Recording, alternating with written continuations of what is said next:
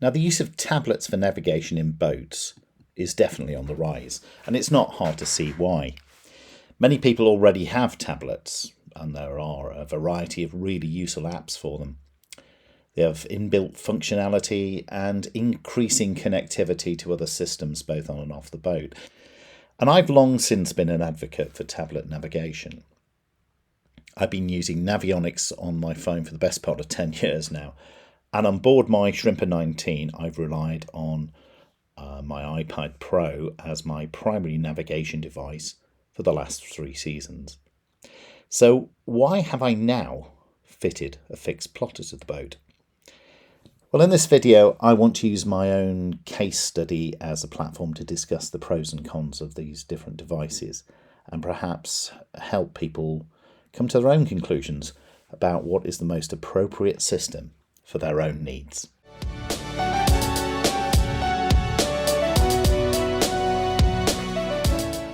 So I have an old and venerable Cornish Shrimper 19, built in 1988. And when I got her a few years ago, she had the usual NASA Clipper Duet paddle wheel log and depth sounder fitted. This was powered by a 12-volt lead-acid leisure battery, which was trickle charged with a little 10-watt solar panel. And apart from a masthead light, which wasn't actually working, this was the entire electrical system for the boat. So coming from a dinghy racing and cruising background, it occurred to me the best way to get any kind of navigational functionality or to extend the system would be to use discrete battery-powered individual devices. I already had a battery-powered handheld Garmin GPS, which I could use for speed, velocity maidgird, and rudimentary navigation. And having used Navionics amongst other applications on my phone for years, I figured my existing iPad Pro in a waterproof case with suitable applications installed would be a great addition to the boat. I think it's important to mention at this point that my tablet of choice was the iPad Pro. I already had one, so there wasn't really a choice to be made. It's the cellular version, which if you're buying an Apple device you really need, because it's only the cellular versions that come with the GPS chip installed. I'm pretty sure that every Android tablet has the GPS installed, cellular or not. But in any case, having internet connectivity without having to tether it to my phone was really useful in a number of situations. So I set about trying different ways of using the tablet while sailing and building various holders to make sure it was secure on the boat. Now, I was very happy with this situation, and in fact, for most of the sailing that I was doing in the first couple of seasons, it was absolute overkill. But it was very nice to have, and quite useful when looking for shallow water sailing up the river. And quite reassuring knowing exactly where you are on an electronic chart. But like most people doing casual day sailing or coastal cruising, I didn't really need it to tell me where I was going to go. More to tell me where I was, and actually to record where I'd been. And for this, the tablet, and pretty much all of the available apps, did this admirably.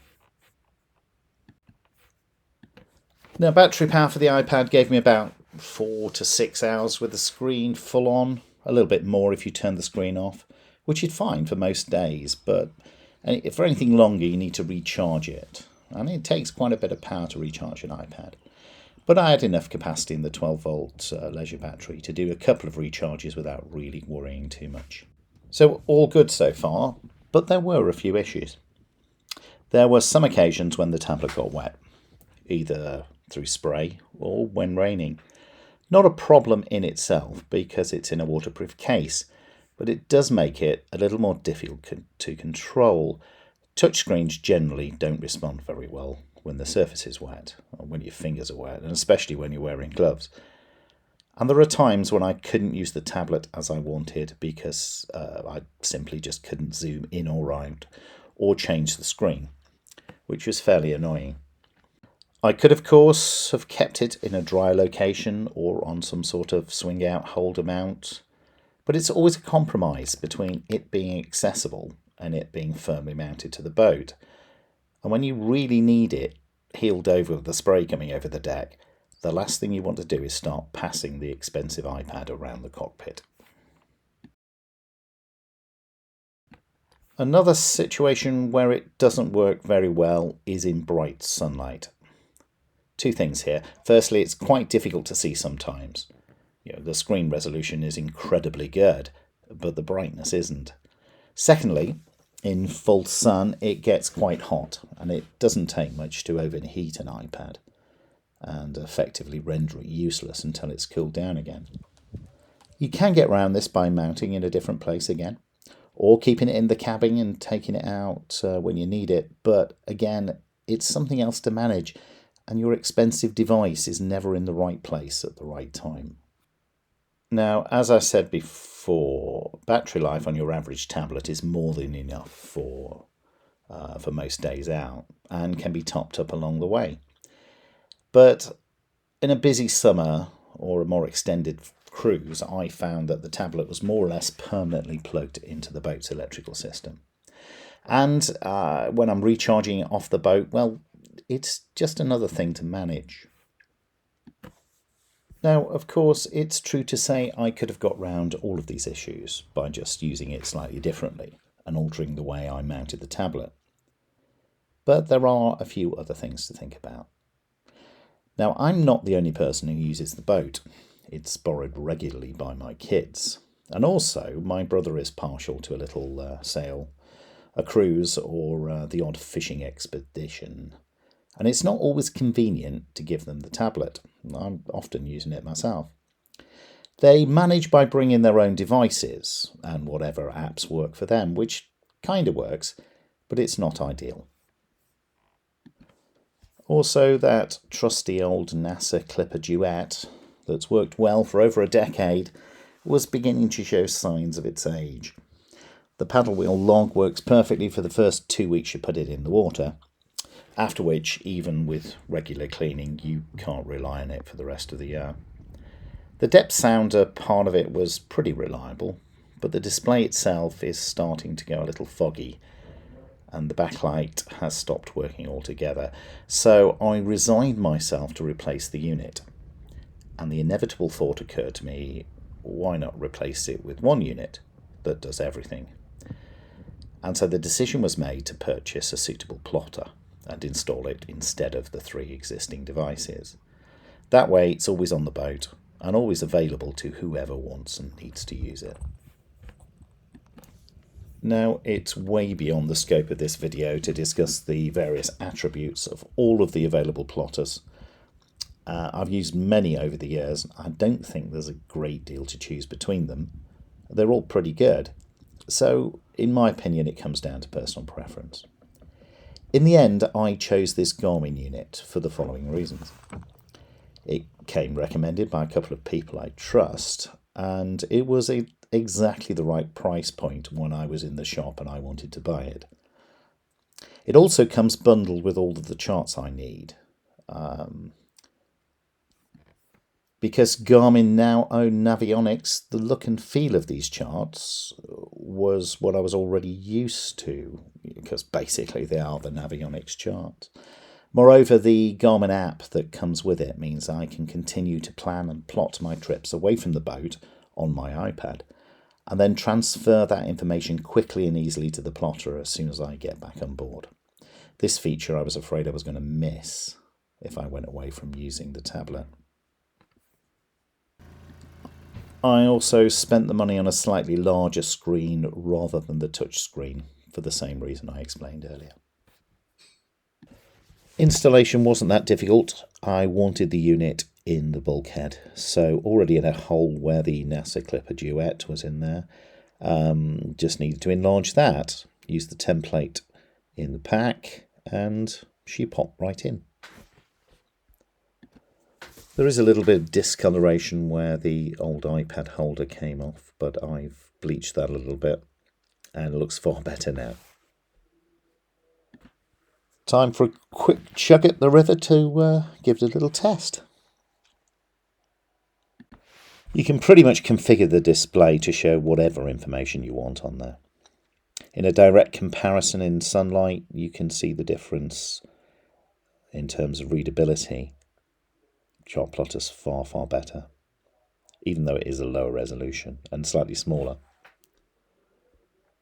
Now, I was going to go for a basic depth transducer bonded to the inside of the hull, the same as with the NASA Clipper unit. But then I saw this in the shop. It's a transom-mounted sonar transducer for the fish finder function. Now, the transom of the shrimper isn't really conducive to fitting one of these, but of course I do have an outboard well. And I thought there might just be enough room at the front of the outboard well in front of the outboard. I mean, these things are designed to work at like 30 knots on an American lake boat, so I figured it's got a fair chance of working in front of my 6 horsepower Tohatsu. So I took a bit of a risk and mounted it in there. And I have to say, I'm pretty pleased with the results. This gives me pretty high resolution, conventional chirp sonar on the shrimper. I do a little bit of fishing, mainly mackerel, but this is really quite interesting. You can, of course, mix up the screens to show you both, and there's also a high resolution bottom scanning sonar, which shows up the structure of the seabed really quite well. And although I certainly wouldn't have bought the unit for this functionality alone, it's really interesting, and I'm very much enjoying myself with it.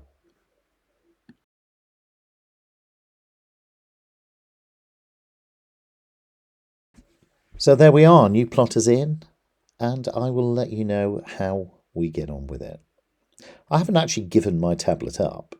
Still go sailing with it, still use it as a backup as well as my phone, and it's still really useful for all of the other functions. Weather is so much better on it. And all those other apps are still just as useful.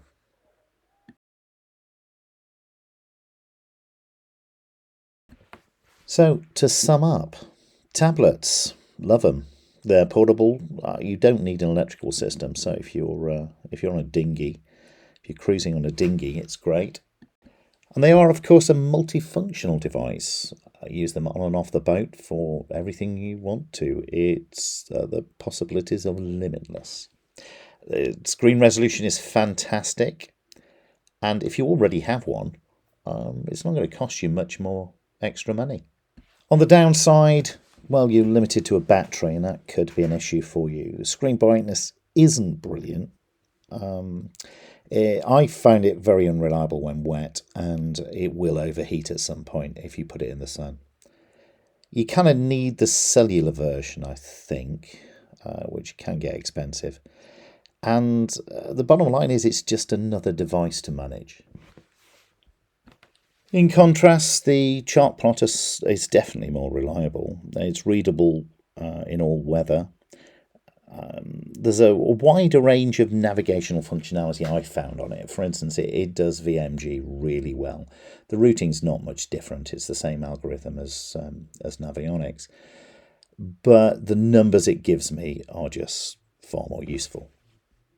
Also, I'm not intending to put AIS or a wind system or anything else on my boat, but if you are, and with the right chart plotter, of course, you can integrate all of those systems into one unit. On the downside, well, yes, they are expensive. It's effectively a single-use device. You're just using it on the boat.